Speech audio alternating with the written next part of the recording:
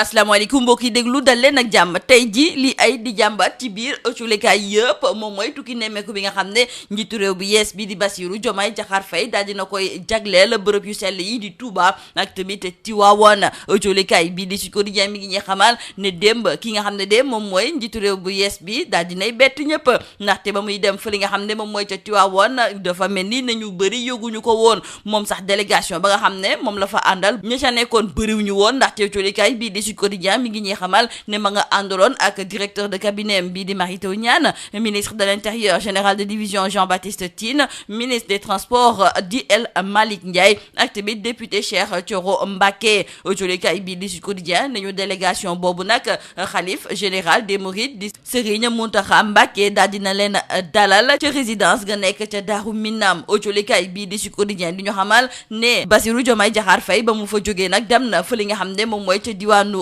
Tivaouane foofu yit délégation bi xalif général di Tidiane di Serigne Babacar Sy Mansour moom moo leen dalal. ëcculekaay bii di Sud Quotidien nekkoon njiitu réew bu yees bi di Bassirou Diomaye Diakhar Faye moom ni mu doxalee nii maanaam daal jagleel tukkim bu njëkk nag ci bërëb yu sell yi noonu la ko kii di maître Abdoulaye Wade defee woon ci atum 2000 ba ñu ko tabee mu daal di nekk njiitu réew moom Touba kon la njëkk teg tànkam. kii nga xam ne tamit moom mooy Macky Sall. ëcculekaay bii di Sud Quotidien mi ngi xamal ne ci atum 2012 ba ñu ko tabee moom it daal dinay jëfee comme ni ko maître Abdoulaye Wade daal di jëfee. kon président de la république Bassirou Diomaye Diakhar Faye moom ma nga woon démb fa li nga xam ne moom mooy ci diwaanu Touba foofu ëcculekaay bii di yor bi mi ngi ñuy xamal ne daal dinay waat ne nag lépp lu jublu ci wàllu jafe-jafe joo xam ne nag diwaan bu sell bii di Touba ma ngi koy jànkonteel ci wàllu ndox ak tamit ci wàllu assainissement moom dina ci xaar tànku tubéyam. ëcculekaay bii di 24 heures kaddu yi nga xam ne moom la Bassirou Diomaye Diakhar Faye fësal jëmale ko nag ci Serigne Mountakha Mbacké ci wàllu ndox beeg wàllu assainissement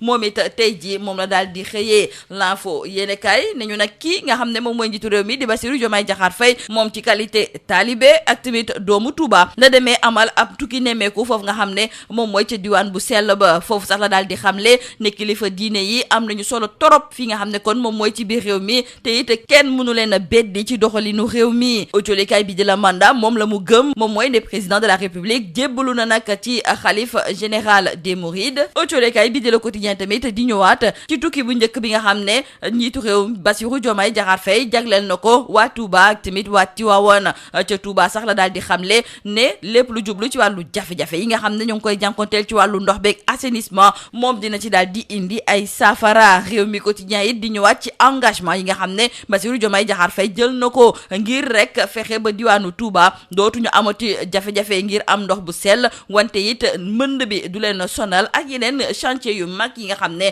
daf ko faa bëgg amal. ci biir ëcculekaay bii di L'As suñu naataangoo yi nag di ñu xamal ne démb ci tukki nemmeeku boobu nga xam ne njiitu réew mi moo ngi ko doon amal ci diwaanu Touba nañu ko daan defee ak yeneen njiitu réew yi de bokkul ndaxte foofu nga xam ne moom mooy ci diwaan bu sell ba amul woon benn accueil amul woon benn xumbute amul woon benn mumbaay te it amul woon benn Xaadim Samb wala bokk benn Abdoulaye Mbaye Peex buy ñëw di jottali ak wax dañoo nekk ci délégation bi ak yeneen. ëcculekaay bii di L'As di xamle kon ne suñuy wax rupture de dafa mel ni ne président Bassirou Diomaye Diakhar Faye daf koo bëgg a dëggal. ëcculekaay bii di Bës Bi Le Jour nekkoon démb ci tukki nemmeeku boobu nga xam ne njiitu réew mi moo ngi ko doon amal ci diwaan yu sell yi di Touba ak tamit fa nga xam ne moom mooy ca Tivaouane nekkoon na kon ab tukki nemmeeku bu am solo. ñu des ak suñu naataango yu ëcculekaay bii di Bës Bi Le Jour ñu ngay ñëwaat ci passeport diplomatique yu bëri yi nga xam ne kon dañoo gis ne dañu koy jagleel yenn ci ay kilifa. nee nañu sax bi mag yi nekkee nag ci bopp réew mi ba keroog ma fuy jógee am na ci lu tollook junni passeport yoo xam ne daal dinañu koy séddale. Wade ak Niass ëcculekaay bii di Bës Bi Le Jour ne amoon na sax benn coowal passeport goo xam ne dañ doon wax ne yéeyaay dañu ko jaay ay chinois ak tamit njabootu Jonas Savimbi. ëcculekaay bii di Bës Bi Le Jour nag la muy laajte moom mooy ndax kii nga xam ne moom mooy njiitu réew ma di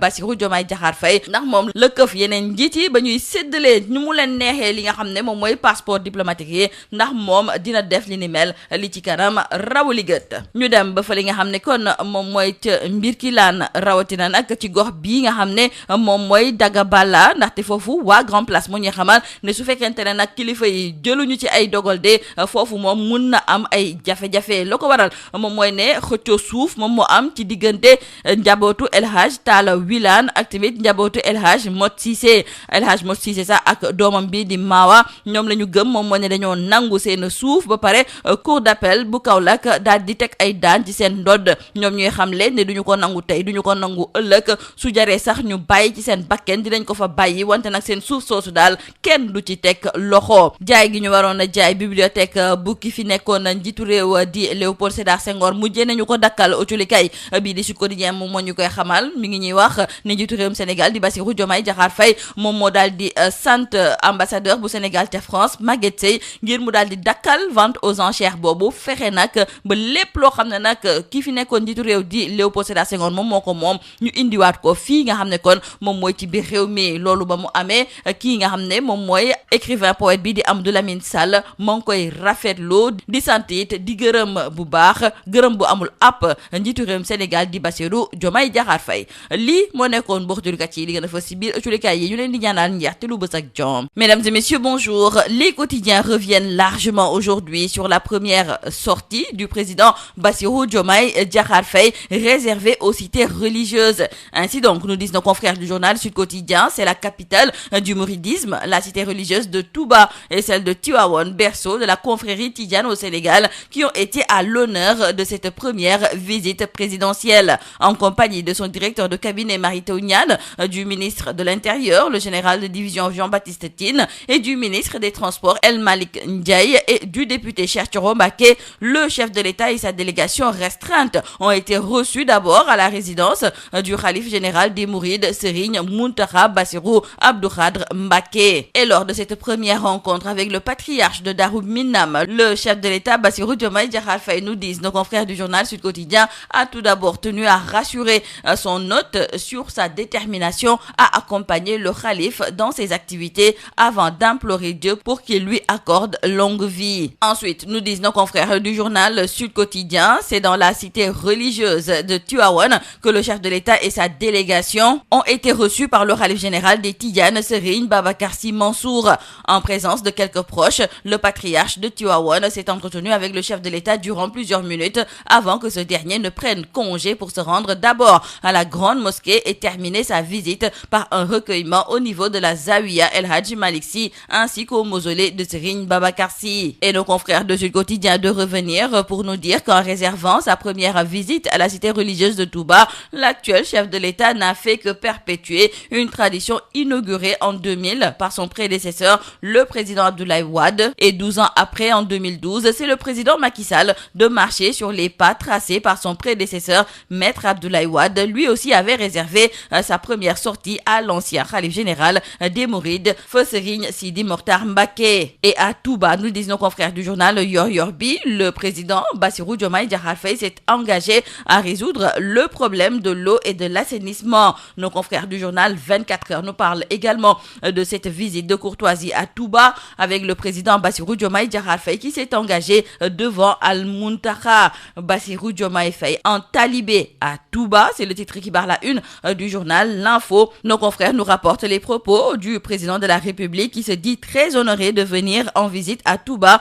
en tant que président de la République, disciple et aussi fils. Il concède que les chefs religieux jouent un rôle important dans le pays et personne ne peut les écarter de la gestion des affaires du pays. Bassirou Diomaye Faye fait acte d'allégeance. C'est le titre qui barre la une du journal Le Mandat. Nos confrères du journal Le Quotidien nous parlent également de ce pèlerinage de Diomaye qui a donc réservé sa première visite à Touba et à Tivaouane. Accès à l'eau potable, assainissement, lutte contre les inondations et grands chantiers, ce sont là les engagements pris par le président Bassirou Diomaye Diakhar Faye pour la ville de Touba, nous disent nos confrères de Rewmi Quotidien. Et toujours concernant cette visite, nos confrères du quotidien là se trouve que le chef de l'État a surpris tout le monde et en plus, lors de ce déplacement hier à Touba, le président de la République n'a dérogé à la règle, aidé en cela sans nul doute par les autorités religieuses de Touba. Il n'y avait pas d'accueil en grande pompe du chef de l'État comme à l'époque de ses prédécesseurs.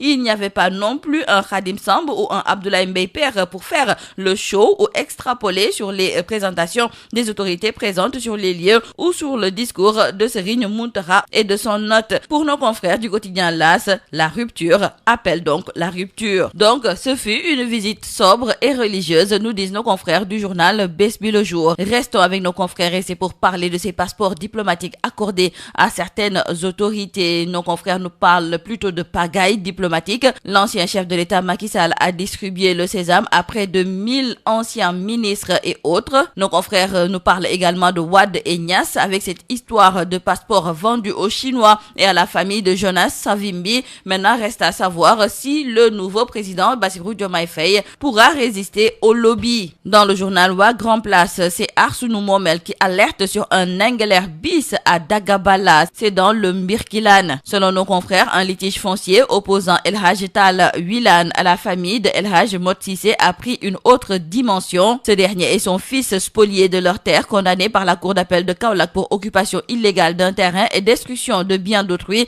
sur la base d'un faux exploit d'huissier, agressés par la famille Wilane, ne sont pas prêts donc à abandonner leur champ et se disent prêts à y laisser leur vie. Vente aux enchères de la bibliothèque de Léopold Sédar Senghor. Le président de la République Bassirou Diomaye Faye a instruit l'ambassadeur du Sénégal en France de tout faire pour arrêter la vente aux enchères de cette bibliothèque et entrer en contact avec le commissaire priseur afin de récupérer les ouvrages appartenant au poète président. Ce sont nos confrères de Sud Quotidien qui nous le font savoir. Nos confrères nous rappellent que la bibliothèque de Léopold Sédar Senghor devait faire l'objet d'une vente aux enchères aujourd'hui, mardi 16 avril, en France. Et selon l'ambassadeur du Sénégal à Paris, Maguette Seye, ces ouvrages au nombre d'une centaine ont une importance cruciale et l'écrivain poète Amadou Lamine Sall a tenu à adresser un merci d'altitude au chef de l'État qui a donc entendu son appel pour que la bibliothèque de Senghor revienne au Sénégal. C'est tout à vos journaux et très bonne lecture. ji ci suba si li ci des nag mooy li gën a fës ci ëttu yónnekaay yi ak soxna Mantoulaye Thioub Ndoye ci ginnaaw moom nag Asma Khadija dina fi teewaat ngir li des ci wàllu programme ak waa Subatel ñu yendu jàmm.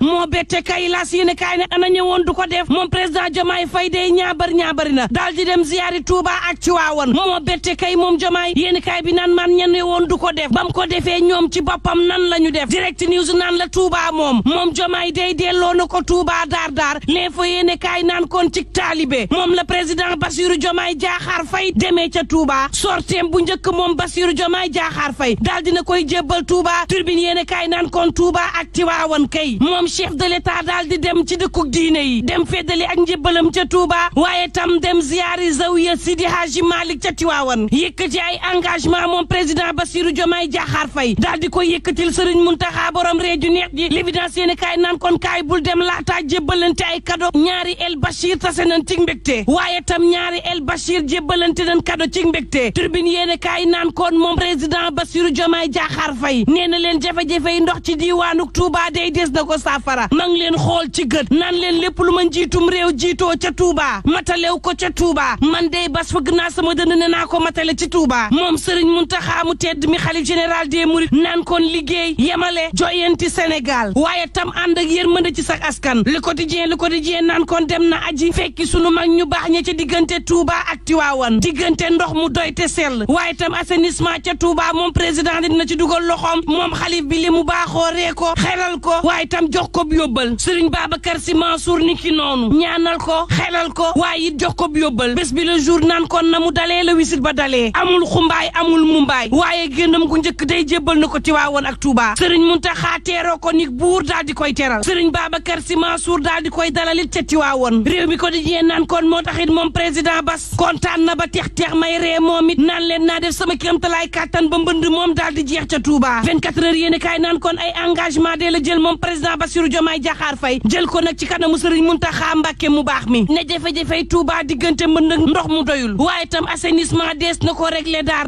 Sud Quotidien naan kon le président Abdoulaye Wade deful woon président Macky Sall defu ko woon moom président Diomaye def na ko ci réew mi yéeni kaay bi mel ni ku naan bas lakk na dëkk bi xanaa neex sorteem wu njëkk daal dina koy jagleel kilifa diine yi fii ci réewum Sénégal laas naan sama wax ja rek moo bette kay moom Diomaye l'observateur naan kon waxtu wow day ña ngi leen di xaar ci liggéey gouvernement mois goo xam ne limite daal dinañ koy wàññi ba ñaar fukk ak juróom daal di jël ay ministère boole loolee nag mën a andi ay jafe-jafe liggéey à tout moment source a naan kon waxtu woowu day Sonko fa mu nekkoon jógu ca ña nga xam ne ñoo àndoon ak démb président Macky Sall di ko tagg ba mar day taali barki démboo Njaay Ousmane Sonko dem ca building administratif gaaya di ko talal loxoo ko reetaan bëgg tafu ci moom ak jël photo Sonko naan leen du fi jéggal leen ma ko kay la leen daal di wax laas yéen kaay naan kon nani gees waa Patisen ñoom liggéey kat ak ñang cak sitting ca kanamu direction générale ba lañ koy amale turbine yéen kaay naan kon nan gees yi liggéeykatu Panapres moom Panapres ci boppam fi mu ne mooy sukuraat liggéeykat ca lancé ab SOS boo xam ne ña ngi ko jëmale ca nguur gi ngir mu jàppale leen daar balaa lambaay di gën ñaaw bés bi la jour naan kon la ngeen war a saafara it bokk na ci li Sall ngaari def laataa muy dem mooy loo xam ni jege na junni ci ay ancien ministre ak ñeneen mu jébbal leen nag ay passeport diplomatique def ko ci décret loolee nag ab joyanti président Diomaye lañ cay xaar daar te du yàgg libération yéene kaay naan kon laataa mu fiy jóge kay moom Sall dafa daal di jaxase carte gi fa yallaahu turbine yéene kaay naan kon waxtu woo moom APR ma nga nekk ci guddi goo xam ni bët setagul nekk ci coma goo xam ni yeewu gi day boo moytul du yomb yéene kaay bi naan ma ñoom responsable yi ña ngay teesante seen biir instance su parti bi daal di nekk ci coma ña nga xam ne barki Dembo Njaay ñoo doon défendre bilan président Macky Sall tey jii ñu ne tekk kenn déggu leen ñu bari ci ñoom nag daal di ragal daar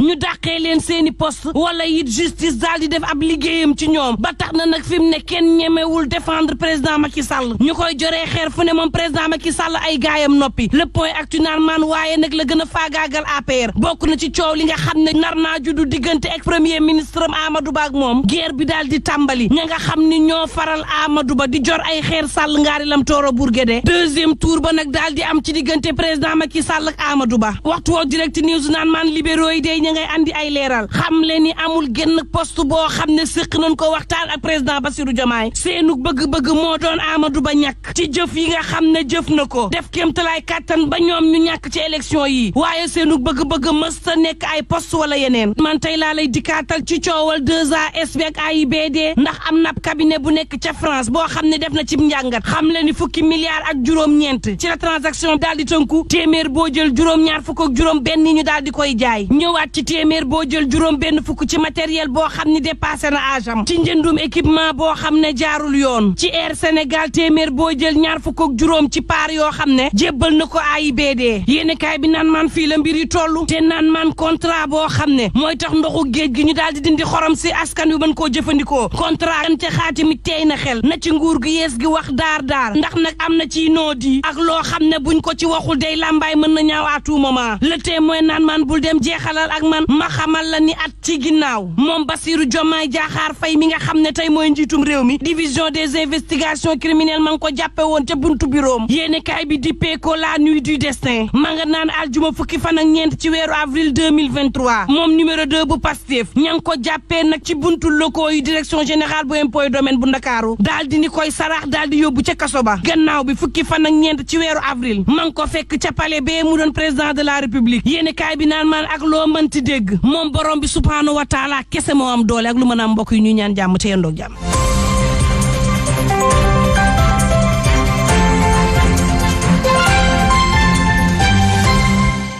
jërëjëf Mantoulaye Thioub Ndoye ci li yéene kay xëy fësal jantan